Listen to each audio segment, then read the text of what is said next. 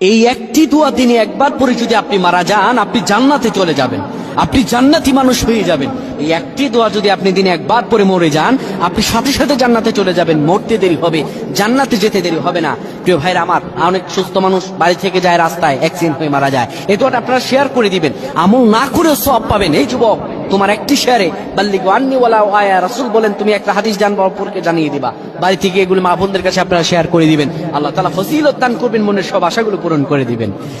কোন ব্যক্তি যদি সকালবেলা সাইয়্যিদুল ইস্তিগফার পড়ে আর মাগরিবের পরে সাইয়্যিদুল ইস্তিগফার পড়ে, দিনে আর রাতে যে কোনো সময় ব্যক্তি মারা যায়, আমার আল্লাহ রাব্বুল আলামিন সে মরতে দেরি হবে, জান্নাতে যেতে দেরি হবে না।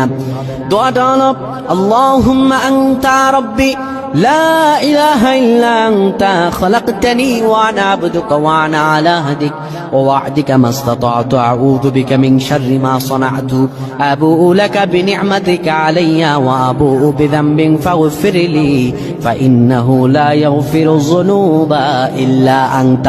এই দোয়াটা পড়ে কোনো ব্যক্তি যদি মরে যায়, মরতে দেরি হবে, জান্নাতে যেতে দেরি হবে না। আল্লাহুম্মা আমিন।